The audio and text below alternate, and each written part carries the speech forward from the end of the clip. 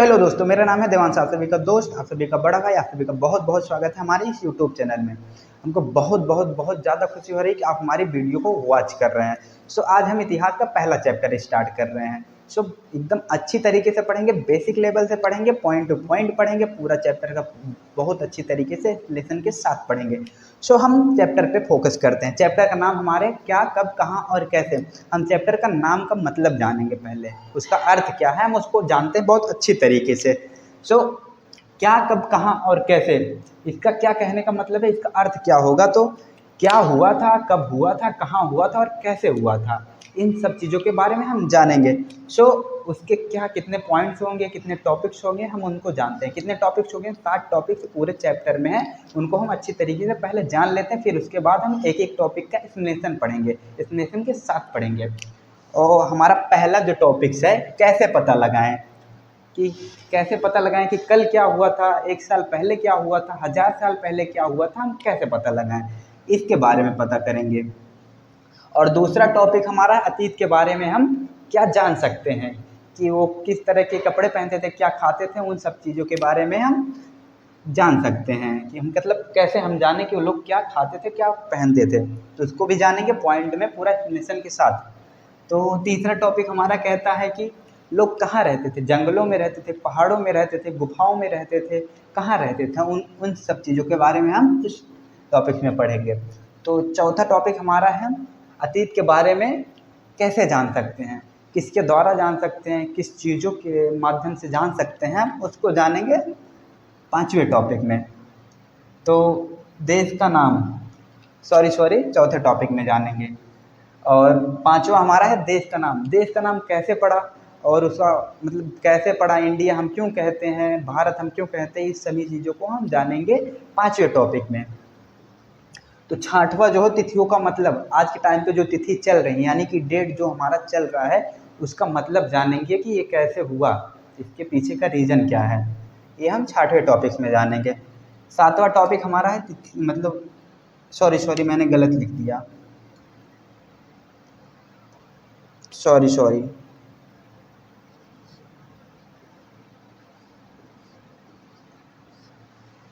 अतीत एक या अनेक, कि उस टाइम के जो लोग रहते थे उनके अतीत एक जैसे ही, सबके अतीत एक जैसे ही थे, कि सभी लोगों के जो अतीत थे वो अलग अलग थे। यानी कि अतीत का मतलब कि उन लोग का रहन सहन एक जैसा सभी लोगों का था, या फिर सभी लोगों का अलग अलग रहन सहन था। हम 7वें टॉपिक में इस चीज़ को जानेंगे। दोस्तों, और बाकी चीज़ें हम आगे जानेंगे, पॉइंट टू पॉइंट जानेंगे। और टॉपिक में जितने सारे एक्सप्लेनेशन होगा सब कुछ करवाया जाएगा, एकदम कोई दिक्कत नहीं है। आप सब मेरी वीडियो को वॉच कीजिए। और पहले टॉपिक में जितना सब कुछ रहेगा बहुत अच्छी तरीके से एक्सप्लेन करवाया जाएगा। 7 टॉपिक्स को बहुत अच्छे तरीके से हम एक्सप्लेन करेंगे, एक एक टॉपिक को एक एक अच्छे तरीके से एकदम एक्सप्लेन होगा। तो हम लास्ट में क्या करेंगे, लास्ट में हमारा क्वेश्चन आंसर होगा और सब एकदम अच्छे से होगा। दोस्तों, हम आ चुके हैं अपने पहले पार्ट के पहले टॉपिक में। बहुत अच्छी तरीके से हम पहले पार्ट का पहला टॉपिक पढ़ेंगे और बहुत क्लियरिटी में पढ़ेंगे। आप सभी को बस वीडियो को देखना, बहुत आपको लास्ट टाइम तक बने रहना है हमारे वीडियो के साथ में। हम 7 टॉपिक को बहुत अच्छे तरीके से कवर करेंगे और बहुत अच्छे तरीके से। हम पहले टॉपिक का मतलब समझते हैं, कैसे पता लगाएं, और उन्हीं 3 सेंटेंस में हम बहुत अच्छे तरीके से पहला टॉपिक बहुत अच्छे तरीके से समझ जाएंगे। तो तीनों सेंटेंस को हम अच्छे से पढ़ते हैं। पहला सेंटेंस क्या कहता है, क्या हुआ था, यानी कि कल क्या हुआ था। तो उससे हम कैसे जान सकते हैं, तो अखबार को पढ़ सकते हैं, टेलीविज़न को देख सकते हैं और रेडियो को सुन सकते हैं, यही लिखा गया है। और कल क्या हुआ था, कल क्या हुआ था, तो हम क्या कर सकते हैं, उस चीज़ को जानने के लिए हम क्या करेंगे, अखबार को पढ़ेंगे, रेडियो को सुनेंगे, टेलीविज़न को देखेंगे। क्लियर हुआ ना, यही करेंगे। कल क्या हुआ था, हम टेलीविज़न को देखेंगे, अखबार को पढ़ेंगे, रेडियो को सुनेंगे, तो हमको पता चल जाएगा कल क्या हुआ था। अगर बात की जाए कि 1 साल पहले क्या हुआ था, तो 1 साल की पहले की जानकारी हमको जानने के लिए हमको उसके लिए एक ऐसे व्यक्ति से मिलना होगा जिसे उस साल की पूरी जानकारियाँ हों, यानी कि उस साल में वो पूरी चीज़ों को जानता हो, हम उससे जानकारियाँ प्राप्त कर सकते हैं। हम देखते हैं सेंटेंस में 1 साल के पहले क्या हुआ था। ठीक, हम देखते हैं, हमने लिखा है कुछ, उसको देखते हैं। तो ऐसे व्यक्ति से मिलना होगा जिसे पिछले साल की पूरी जानकारियाँ हों। सो अच्छे तरीके से समझ में आ गया होगा। तो हम आते हैं तीसरे सेंटेंस में। बहुत साल पहले क्या हुआ था, इसको जानने के लिए हमको पूरा इतिहास पढ़ना पड़ेगा। तो ये काफ़ी लंबा सवाल है, हम एक वीडियो में नहीं कर सकते हैं। सो हमारा तीनों टॉपिक क्लियर हो गया, तीनों सेंटेंस हमारे क्लियर हो गए। हम आते हैं दूसरे टॉपिक में। दोस्तों हम आ चुके हैं पहले पार्ट के दूसरे टॉपिक में। बहुत अच्छे तरीके से हम दूसरा टॉपिक को कवर करेंगे, बहुत अच्छी तरीके से दूसरा टॉपिक हम समझेंगे। आइए देखते हैं दूसरा टॉपिक क्या कहना चाहता है, उसके बारे में हम क्या समझ सकते हैं, उसका कहने का क्या मतलब है, हम उसको समझते हैं दूसरे टॉपिक का कहने का क्या मतलब है। हम अतीत के बारे में क्या जान सकते हैं, यानी कि हम पुराने समय के बारे में क्या जान सकते हैं। आइए देखते हैं, हमने 3 सेंटेंस में लिख रखा है हम क्या जान सकते हैं, हम अपने अतीत के बारे में क्या जान सकते हैं। पहला सेंटेंस जो है हमारा क्या कहता है कि लोग क्या खाते थे, लोग क्या पहनते थे, किस तरह के घरों में रहते थे, हम इन सब चीज़ों के बारे में जान सकते हैं। और अगर इससे अलावा कुछ जान सकते हैं तो हम लोगों के बारे में जानकारियाँ प्राप्त कर सकते हैं। कैसे लोगों के बारे में हम जानकारियाँ प्राप्त कर सकते हैं?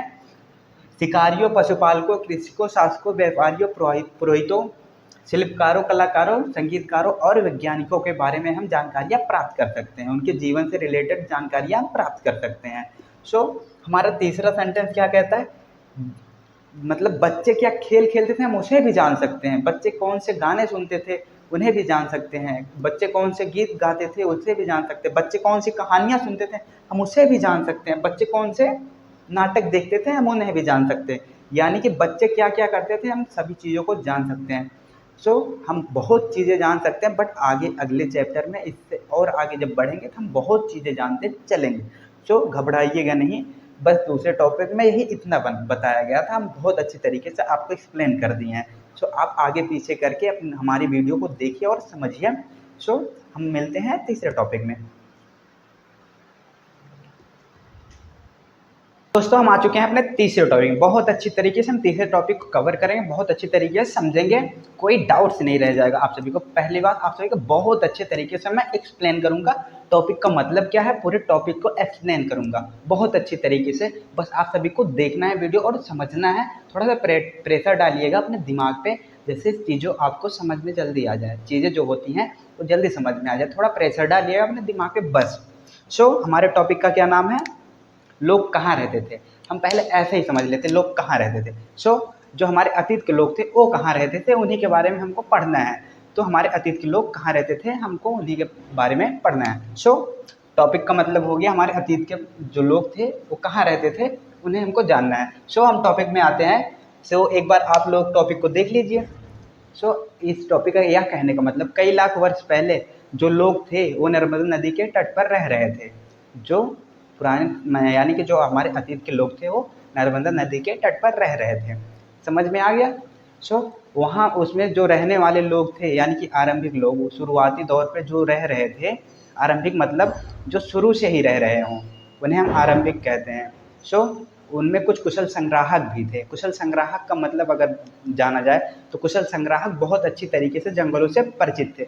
यानी कि अगर हम आपको उदाहरण के तौर पर आप सभी को समझाएं, आप सभी इतिहास पढ़ रहे हैं, आप सभी को पहले चैप्टर में बहुत अच्छे तरीके से आप सभी को पता चल गया, यानी कि आपको इतिहास के बारे में बहुत अच्छी तरीके से पता है और आप इतिहास से बहुत अच्छी तरीके से परिचित हैं। आप सभी को कुछ भी पूछा जा सकता है, आप बहुत अच्छी तरीके से परिचित हैं। वैसे ही कुशल संग्राहक जो थे वो जंगलों से परिचित थे, यानी कि उनको क्या खाने की चीज़ है, क्या खानी चाहिए, क्या नहीं खानी चाहिए, किससे हमको फ़ायदा हो सकता है, कुछ किससे हमें नुकसान हो सकता है, हर एक चीज़ों के बारे में उन्हें जंगलों के बारे में हर एक चीज़ उन्हें पता था। हम आते हैं दूसरे पॉइंट पे। दूसरा पॉइंट क्या कहता है, दूसरे पॉइंट को हमको ऐसे ही पढ़ना है कि बस आपको माइंड में जो है एक पॉइंट के तरीके से करना है कि सुलेमान और गिरधर पहाड़ी इतना जानना है, उसके कुछ पॉइंट्स हैं उसे हम जानेंगे, बस इतना ही। हमारा उसी सुलेमान और गिरधर पहाड़ी में हमारा पहला पॉइंट क्या है, 8,000 वर्ष पहले स्त्री और पुरुषों द्वारा सबसे पहले गेहूँ और जौ जैसे फसलों का आरंभ किया गया। सबसे पहले गेहूँ और फसलों मतलब गेहूँ और जौ जैसे फसलों का आरंभ किया गया स्त्री और पुरुषों द्वारा 8,000 वर्ष पहले। हम आप सभी को एक बार और बता दें, 8,000 वर्ष पहले स्त्री और पुरुषों द्वारा गेहूँ और जौ जैसी फसलों का आरंभ किया गया। उसके बाद उन्होंने भेड़ बकरी और गाय बैल इन सभी पशुओं का पालन करना शुरू कर दिया। ये लोग कहाँ रहते थे? गाँव में रहते थे। सो हमारा दूसरा पॉइंट भी क्लियर हो गया। सो हम आते हैं तीसरे पॉइंट में। देखिए, गारो तथा मध्य भारत के विंध्य पहाड़ी इस क्षेत्र में कृषकों का विकास हुआ था। सो दूसरा पॉइंट क्या है? सबसे पहले चावल कहीं अगर उपजाया गया तो विंध्य के उत्तरी क्षेत्रों में उगाया गया। सो हम और जानेंगे बस। सो दोस्तों, हम आ चुके हैं तीसरे टॉपिक के अगले पॉइंट पर। सो अच्छी तरीके से हम आइए देखते हैं अगला पॉइंट हमारा क्या है, अच्छी तरीके से समझते हैं। सो सिंधु तथा इसकी सहायक नदी। सो हम पहले सहायक नदी के बारे में जान लेते हैं, क्या होती है सहायक नदी। सो सहायक नदी उन्हें कहते हैं जो बड़ी नदी से मिल जाती हैं। सो यानी कि अगर हम आपको समझाएं कि बड़ी नदी मतलब गंगा, यमुना, सरस्वती, कोई भी, ठीक, उनसे जो छोटी छोटी नदियां मिली रहती हैं उन्हीं को हम सहायक नदी कहते हैं। तो आप सभी को समझ में आ गया होगा सहायक नदी क्या होती है। सो आते हैं हम अगले पॉइंट पर। लगभग 4700 वर्ष पूर्व सिंधु व उसकी सहायक नदियों के किनारे आरंभिक नगरों का विकास हुआ। 4700 वर्ष पूर्व सिंधु व उसकी सहायक नदियों के किनारे आरंभिक नगरों का विकास हुआ। ये भी आप सभी को बहुत अच्छी तरीके से समझ में आ गया होगा। नगरों का विकास हुआ 2500 वर्ष पूर्व गंगा नदी के सहायक नदियों के किनारे। सो आप सभी को समझ में आ गया होगा। हम अगले पॉइंट पे देखते हैं। सोन नदी के अबाउट में कुछ चीज़ें जानेंगे। सो आइए देखते हैं। सोन नदी के आसपास के क्षेत्रों को प्राचीन काल में हम मगध नाम से जानते थे। प्राचीन काल में मगध नाम से जानते थे सोन नदी के आसपास के क्षेत्रों को। ओके, तो आते हैं हम दूसरे पॉइंट पर। मगध साम्राज्य का राजा कौन था? बिंबिसार था। मगध साम्राज्य का राजा बिंबिसार था। वो भी बहुत शक्तिशाली था। ओके, और तीसरा पॉइंट हम समझते हैं। मगध प्राचीन काल में सबसे बड़ा राज्य था और सबसे पहला बड़ा राज्य था। मतलब सबसे पहले और सबसे बड़ा राज्य मगध साम्राज्य था। ओके, अगले पॉइंट में मिलते हैं।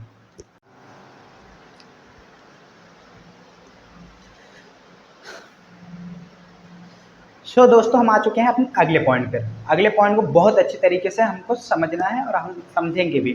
बस आपको ये समझना है कि सर बहुत अच्छे से पढ़ा रहे हैं, हमको बहुत अच्छे से पढ़ना है। आपको हम बेसिक से पढ़ा रहे हैं तो थोड़ा प्रॉब्लम आप सभी को समझने में होगी। बस थोड़ा सा दिमाग पे अपने प्रेशर डालिए और चीज़ों को समझने की कोशिश करिए, आप सभी को बहुत अच्छे तरीके से समझ में आ जाएगा। सो आइए देखते हैं हम अपना अगला पॉइंट, यात्राएँ।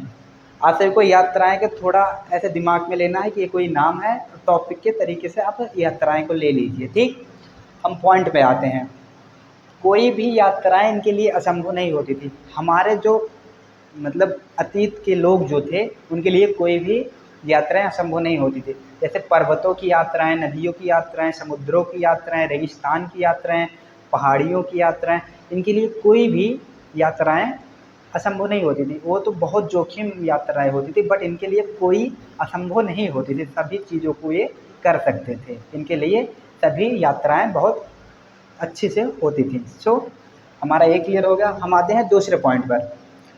लोग काम की तलाश में और प्राकृतिक आपदाओं के कारण लोग एक स्थान से दूसरे स्थान जाया करते थे। ओके, समझ में आ गया। लोग जो है एक स्थान से दूसरे स्थान क्यों जाया करते थे? कि काम की तलाश के कारण जाया करते थे और प्राकृतिक आपदाओं के कारण एक स्थान से दूसरे स्थान जाया करते थे। सो सेनाएं जो है युद्ध करने के लिए जाते थे, यानी कि यहाँ पे युद्ध किए, यहाँ पे कब्जा कर लिए, और जाते थे वहाँ पर भी कब्जा करते थे। ये युद्ध के लिए जाया करते थे। जो सेनाएं होती थी वो युद्ध के लिए इधर से उधर जाया करती थी, एक स्थान से दूसरे स्थान जाया करती थी। और व्यापारी बेचने के लिए इधर से उधर जाते थे, यानी कि इस स्थान पे बेचते थे, उस स्थान पे जाकर बेचते थे, यानी कि इनका भी ऐसे चलता रहता था।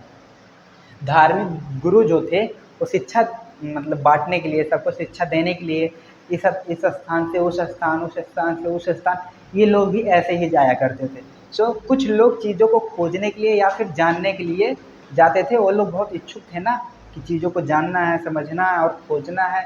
वो लोग इच्छुक थे, इसलिए वो लोग भी इधर से उधर जाया करते थे, एक स्थान से दूसरे स्थान पर। आइए हम देखते हैं अपना तीसरा पॉइंट।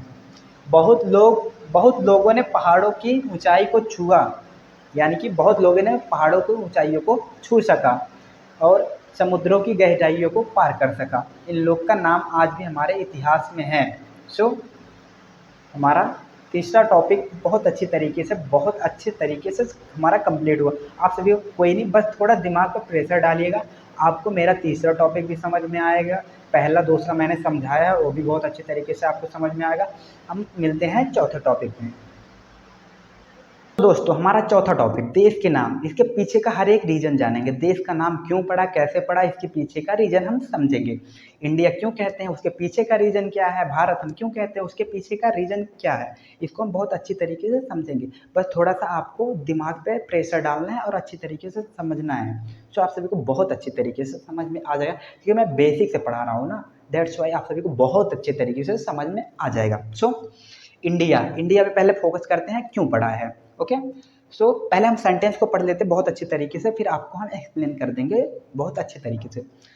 उत्तर पश्चिमी की ओर से आने वाली यूनानियों तथा ईरानियों ने सिंधु को हिंदोज अथवा इंदोज कहा। उन्होंने नदी के पूर्व में स्थित भूमि को इंडिया कह दिया। यानी कि इसका कहने का क्या मतलब है।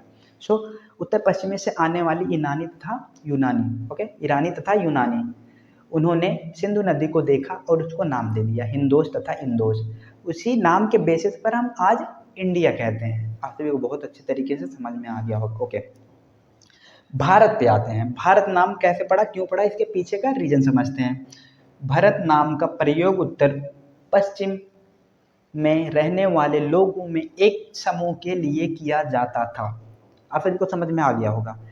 भारत नाम का प्रयोग, यानी कि भारत नाम का प्रयोग उत्तर पश्चिम में रहने वाले लोगों के एक समूह का नाम था। भारत नाम जो है उस समूह का नाम था जो उत्तर पश्चिमी में रह रहे थे। ओके, और इसका उल्लेख जो है वो हमको ऋग्वेद में देखने को मिलेगा। पढ़ने को या फिर देखने को, समझने को हमको ऋग्वेद में मिलेगा। इसका उल्लेख, भारत नाम का उल्लेख हमको ऋग्वेद में मिलेगा, हम वहाँ से पढ़ सकते हैं। ओके, बाद में इसी भारत समूह के नाम का प्रयोग देश के लिए होने लगा। जाहिर सी बात है। ओके, आप सभी को पता ही चल गया होगा। जो भारत समूह का, जो भारत है, भारत नाम है, वो हमारे भारत के लिए यूज होने लगा, यानी कि हमारे देश के लिए यूज होने लगा। ओके, आप सभी को बहुत अच्छी समझ में आया होगा। सो दोस्तों हमारा पांचवा टॉपिक, हम अतीत के बारे में कैसे जान सकते हैं। जानने को तो हम बहुत चीज़ों द्वारा जान सकते हैं, बट हमारे टॉपिक में जो हम उनके माध्यम से जानेंगे कि हम किन किन चीज़ों के माध्यम से हम अतीत के बारे में जान सकते हैं। तो हमारे टॉपिक में 3 चीज़ हैं हम जिनके माध्यम से हम अतीत के बारे में जान सकते हैं। पहला हमारा अभिलेख हो गया, दूसरा हमारा पांडुलिपि हो गया, तीसरा हमारा पुरातत्वविद द्वारा जान सकते हैं। ओके, आप सभी को पहले क्या हमको देखना है, अभिलेख देखना। अभिलेख का पूरी जानकारी हमको लेना है, अभिलेख क्या है।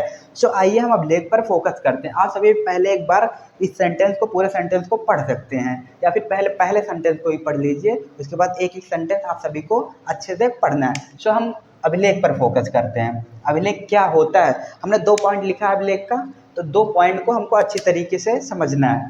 तो देखते हैं, ऐसे लेख जो पत्थरों तथा धातुओं जैसी सतहों पर उत्कीर्ण किए जाते हैं। इसका क्या कहने का मतलब है, ऐसे लेख मतलब अभिलेख जो है ऐसा लेख है जो कठोर से कठोर पत्थरों पर उत्कीर्ण कराया जाता है, कठोर से कठोर धातुओं पर उत्कीर्ण कराया जाता है, कठोर से कठोर वस्तुओं पर उत्कीर्ण कराया जाता है। क्या चीज़ उत्कीर्ण कराया जाता है, क्या चीज़ डिजाइन करवाया जाता है, उसको देखते हैं हम दूसरे पॉइंट में। सो दूसरा पॉइंट, राजा रानियों व अन्य लोगों, राजा रानियों का तो करवाया ही जाता है, बट अन्य लोगों का भी करवाया जाता है। क्या करवाया जाता है, आदेशों का विवरण, विषयों का विवरण, कार्यों का विवरण, इन तीनों चीज़ों का करवाया जाता है। और उसके अलावा भी और सारे उल्लेख मिलते हैं हमको अभिलेख में, और सारी चीज़ें भी मिलती हैं, यानी कि और सारे उल्लेख भी हैं जो हम इस टॉपिक में नहीं पढ़ रहे हैं, आगे पढ़ेंगे। सो हमारा अभिलेख बहुत अच्छी तरीके से क्लियर हो गया होगा, बहुत अच्छी तरीके से हमारा अभिलेख क्लियर हो गया होगा। और आते हैं हम अपने सेकंड पॉइंट पर, यानी कि सेकंड टॉपिक पर, पांडुलिपि। पांडुलिपि का क्या मतलब होता है, क्या होता है, उसको आइए जानते हैं। हमने चार पॉइंट लिखा, उसके बाद और पॉइंट्स आगे हमने लिखे हैं, उसको भी पढ़ेंगे। पहला पॉइंट हम क्या है, अतीत में हाथ से लिखी गई पुस्तक पांडुलिपि कहलाती है। इसका यह कहने का मतलब है जो हमारे अतीत में पुस्तकें लिखी जा रही थी, हम उन्हें पांडुलिपि कह सकते हैं, हम उन्हें पांडुलिपि कह सकते हैं। ओके, आप सभी को समझ में आ गया होगा पहला पॉइंट। और दूसरा पॉइंट क्या कहता है, अंग्रेजी में पांडुलिपि को मैन्युस्क्रिप्ट कहते हैं। बस आप सभी को इतना ही जानना है, हम पांडुलिपि को इंग्लिश में, अंग्रेजी में मैन्युस्क्रिप्ट कहते हैं। ये भी क्लियर हो गया होगा। सो तीसरा, अब इसमें बात की गई है कि कहाँ लिखी जाती थी। जो हमारे ये हैं पांडुलिपि जो हमारी है वो कहाँ लिखी जाती थी, आइए उसको देखते हैं। तीसरे पॉइंट में, ताड़पत्रों पर अथवा बुर्ज नामक पेड़ की छाल यानी कि भोजपत्र पर मिलती हैं, लिखी मिलती हैं। आप सभी को समझ में आ गया होगा, दो चीज़ें पर मिलती हैं, एक ताड़पत्रों पर, एक भोजपत्रों पर, ये लिखी मिलती हैं। पांडुलिपि हमारे दो, ये भोजपत्र पर लिखी मिलती हैं और ताड़पत्र पर लिखी मिलती हैं। सो हमारा तीसरा पॉइंट भी क्लियर हो गया होगा। हमारा चौथा पॉइंट, इस पांडुलिपि में धार्मिक मान्यताओं व व्यवहारों, राजाओं के जीवन, औषधि तथा विज्ञान आदि सभी प्रकार की विषय पर मतलब विषयों पर चर्चाएं मिलती हैं। तो उस पांडुलिपि में इन सभी चीज़ों के बारे में हमको चर्चाएं मिलती हैं। समझ में आ गया होगा किस चीज़ के बारे में, मान्यताओं और व्यवहारों के बारे में चर्चाएं मिलती हैं, राजाओं के जीवन के बारे में चर्चाएं मिलती हैं, औषधि तथा विज्ञान के बारे में चर्चाएं मिलती हैं हमें पांडुलिपि में। और अगले पॉइंट को हम देखते हैं, अगला पॉइंट देखते हैं, मंदिरों और विहारों के अलावा अन्य स्थान पर भी प्राप्त होती हैं। क्या? पांडुलिपि मंदिरों और विहारों के अलावा अन्य स्थान पर भी प्राप्त होती हैं हमारी पांडुलिपि पुस्तक। ओके, आप सभी को समझ में आ गया हो कहाँ कहाँ प्राप्त होती हैं। मंदिरों और विहारों में तो प्राप्त होती ही हैं, उसके अलावा भी बहुत सारी जगह प्राप्त होती हैं। सो आइए देखते हैं पांडुलिपि की भाषाएं, प्राचीन भाषाएं क्या हैं, किस प्राचीन भाषाएं में ये लिखी जाती थी। तो पांडुलिपि विभिन्न प्राचीन भाषाओं में प्राप्त हुई हैं। सो किन किन भाषाओं में प्राप्त हुई हैं उन्हें देख लेते हैं। पहला हमारा संस्कृत में प्राप्त हुआ है, दूसरा तमिल में, तीसरा प्राकृतिक। अगर बात पुरातात्विक, पुरातात्विक का मतलब हम समझ लेते हैं। पुरातात्विक का मतलब यह होता है कि जो हमारे अतीत के लोग थे उनसे जो चीज़ें थी, उनकी जो चीज़ें थी उन पर अध्ययन करते थे। बहुत सारी चीज़ें उनकी छूटी हुई थी, उनकी इमारतें और वो कहाँ रहते थे, उन सब चीज़ों को जो मिलता है इनको, उस पर अध्ययन करते हैं, हम उन्हीं को पुरातात्विक कहते हैं। अतीत में जो चीज़ों पर अध्ययन करते हैं हम उन्हें पुरातात्विक कहते हैं। आप सभी को बहुत अच्छे तरीके से समझ में आ गया होगा। आइए हम दोनों टॉपिक को देखते हैं। पहला टॉपिक हमारा हो गया पुरातात्विक पत्थरों और ईंटों से बनी इमारतों की अवशेष चित्र तथा मूर्ति का अध्ययन करते हैं। एक बार फिर से, पुरातात्विक पत्थरों और ईंटों से बनी इमारतों के अवशेष चित्रों तथा मूर्तियों का अध्ययन करते हैं।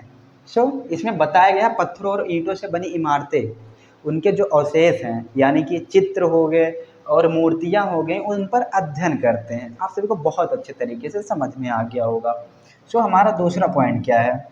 औजारों, हथियारों, बर्तनों, आभूषणों तथा सिक्कों की प्राप्ति के लिए छानबीन तथा खुदाई भी करवाते हैं।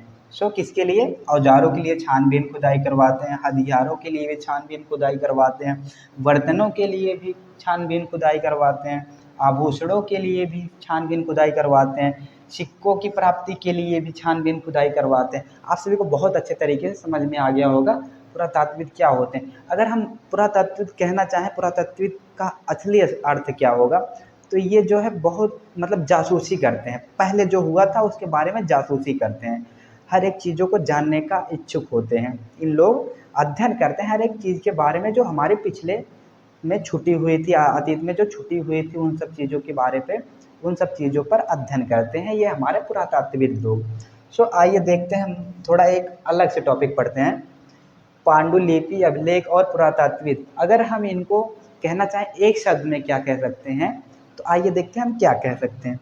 इन सभी से जो जानकारियाँ प्राप्त होती हैं हमें, हम उन्हें स्रोतों के नाम से जाना जा सकता है, हम उन्हें स्रोतों के नाम से जान सकते हैं। आप सभी को क्या समझ में आया? ये जो हैं पांडुलिपि, अभिलेख और पुरातात्विक, इनको अगर हम किसी और नाम से जाने तो स्रोतों के नाम से जान सकते हैं। इनसे जो जानकारियाँ हमें प्राप्त होती हैं उन्हें हम स्रोतों के नाम से जान सकते हैं। अब मान लीजिए आगे चैप्टर में बहुत सारी चीज़ें आएंगी तो हम उन्हें स्रोतों के माध्यम से ही जानेंगे। ऐसा नहीं जानेंगे कि हम पुरातात्विक के माध्यम से जान रहे हैं, अभिलेख के माध्यम से जान रहे हैं, पांडुलिपि के माध्यम से जान, इन सभी चीज़ों के बारे में नहीं, बस हमको यही पता चल जाएगा पूरा स्रोतों के माध्यम से हम जान रहे हैं। दोस्तों हमारा छठवां टॉपिक, अतीत एक या अनेक। आइए इसका मतलब जानते हैं, इस टॉपिक का मतलब क्या है। अतीत एक या अनेक, हमारे उस टाइम के जो लोग थे, हमारे अतीत के जो लोग थे, उन लोग का अतीत एक जैसा था या फिर अलग था। सभी लोगों का अतीत अलग था या फिर एक जैसे था। आइए हम जानते पॉइंट में और अच्छी तरीके से। हमारा पहला पॉइंट क्या कहता है, आइए हम देखते हैं। पहला पॉइंट हमारा, उस समय भी देश के अलग अलग हिस्सों में लोग अलग अलग व्यवहारों और रीति रिवाजों का पालन करते थे।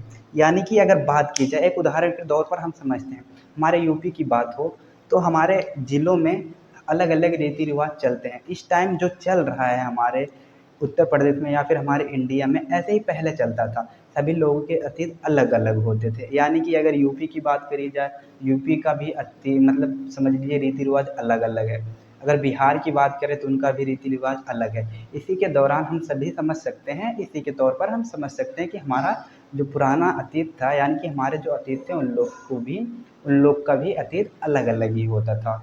आइए हम सेकेंड पॉइंट में और अच्छे तरीके से समझते हैं। सभी लोगों के अतीत अलग अलग होते थे। जाहिर सी बात है, जब पहले पॉइंट में इतना समझ लिए तो दूसरे पॉइंट में तो समझने की क्या ज़रूरत है।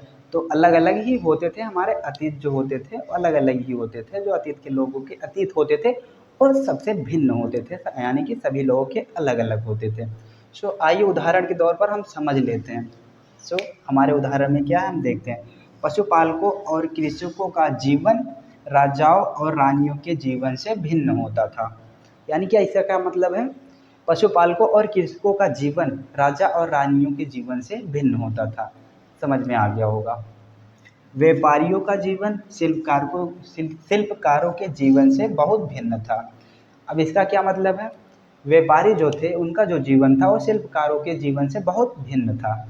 आइए हम देखते हैं तीसरा पॉइंट हमारा क्या कहता है। उस समय शासक अपनी विजयों का लेखा जोखा रखते थे। उस समय जो शासक लोग थे अपनी लड़ाइयाँ जो लड़ते थे, उन लड़ाइयों का लेखा जोखा रखते थे। और जो हमारे कुछ और लोग थे, अन्य लोग थे, उनकी बातें कर ले। जबकि शिकारी, मछुआरे, संग्राहक, कृषक और पशुपालक जैसे आम आदमी, ये लोग अपने कार्यों का लेखा जोखा नहीं रखते थे। आप सभी को समझ में आ गया होगा। हमारे शिकारी, हमारे मछुआरे, संग्राहक, कृषक और पशुपालक जैसे आम आदमी, ये लोग अपने कार्यों का लेखा जोखा नहीं रखते थे। यानी कि आप सभी को बहुत अच्छे तरीके से समझ में आ गया होगा कि हम क्या कहना चाहते हैं। तो आप सभी को पूरा समझ में आ गया होगा। सो दोस्तों, हमारा सातवां टॉपिक और हमारा लास्ट टॉपिक, तिथियों का मतलब। आइए बहुत अच्छे तरीके से हम तिथियों का मतलब समझते हैं।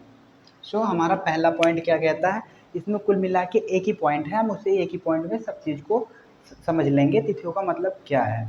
तो हमारा पहला पॉइंट क्या कहता है, ईसा मसीह के जन्म की तिथि से वर्ष की गणना की जाती है। ईसा मसीह के जन्म के बाद से वर्ष की गणना यानी कि तिथि की गणना की जाती है। आप सभी को बहुत अच्छे तरीके से समझ में आ गया होगा।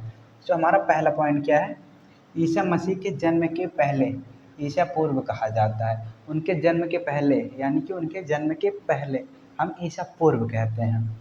और हमारा दूसरा पॉइंट, ईसा मसीह के जन्म के बाद ईसवी कहा जाता है। यानी कि उनके जन्म के बाद, उनका जन्म हो चुका है उसके बाद ईसवी कहा जाता है, उसके बाद को ईसवी कहा जाता है। ईसा पूर्व को हम इंग्लिश में बीसी यानी कि बिफोर क्राइस्ट कहते हैं। और ईसवी को हम इंग्लिश में एनोडोमनी कहते हैं। हमारा लास्ट टॉपिक भी ख़त्म हो गया, सातवां टॉपिक भी ख़त्म हो गया। आप सभी को समझ में भी आ गया होगा बहुत अच्छे तरीके से। अगर आप सभी को एक बार में नहीं समझ में आया होगा मेरी वीडियो, क्योंकि पहली वीडियो तो इसमें तो इतना क्लियरिटी नहीं हो पाई, लेकिन हमारे सेकेंड चैप्टर में बहुत अच्छे तरीके से हम आप सभी को पढ़ाएंगे। क्योंकि हमारा फर्स्ट वीडियो था, इसमें थोड़ा हमको प्रॉब्लम हुई बोलने में, आप सभी को समझाने में। हम सेकेंड चैप्टर में बहुत अच्छे तरीके से समझेंगे। आपको सातों टॉपिक्स बहुत अच्छे तरीके से समझाया गया है, आपको सिर्फ 1 से 2 बार देखना है। 2 बार में आप सभी को बहुत अच्छे तरीके से समझ में आ जाएगा। अपने माइंड को थोड़ा प्रेशर डालिए, और हम जो समझाए हैं बहुत अच्छे तरीके से, बहुत बेसिक लेवल से समझाएं हैं, ऐसा कोई समझा नहीं पाएगा। आप सभी को वीडियो अगर मेरी अच्छी लगी है पूरे चैप्टर की, जो मैंने समझाया अगर आपको समझ में आया हो, लाइक, कमेंट, शेयर, सब्सक्राइब करें और दोस्तों को भी शेयर करें, और दोस्तों को हमारा चैनल बताएं। बेसिक एनसीईआरटी ग्रुप है, हिस्ट्री का 6 to 12 बेसिक एनसीईआरटी पढ़ाया जा रहा है फॉर यूपीएससी। आप सभी को बहुत बहुत धन्यवाद, आप हमारी वीडियो को देखें और समझें। तो धन्यवाद। हम इसका क्वेश्चन आंसर भाग 2 में करेंगे, यानी कि पार्ट 2 में हम इसका क्वेश्चन आंसर करेंगे। चैप्टर फर्स्ट का भाग 2 में हम क्वेश्चन आंसर करेंगे बहुत अच्छे तरीके से। हम इस चैप्टर का समरी भी बनाएंगे बहुत अच्छी तरीके से, जिससे आपको बहुत अच्छी तरीके से समझ में आ जाए। हम एमसीक्यू भी कराएंगे आप सभी को हमारे व्हाट्सएप चैनल पर। आप सभी को सब कुछ मिल जाएगा, एमसीक्यू से लेके हर एक चीज़ आप सभी को मिल जाएगा। सो आप सभी हमारे व्हाट्सएप चैनल को ज्वाइन कीजिए। So thank you to all, धन्यवाद। आप हमारी वीडियो को देखने के लिए बहुत बहुत धन्यवाद।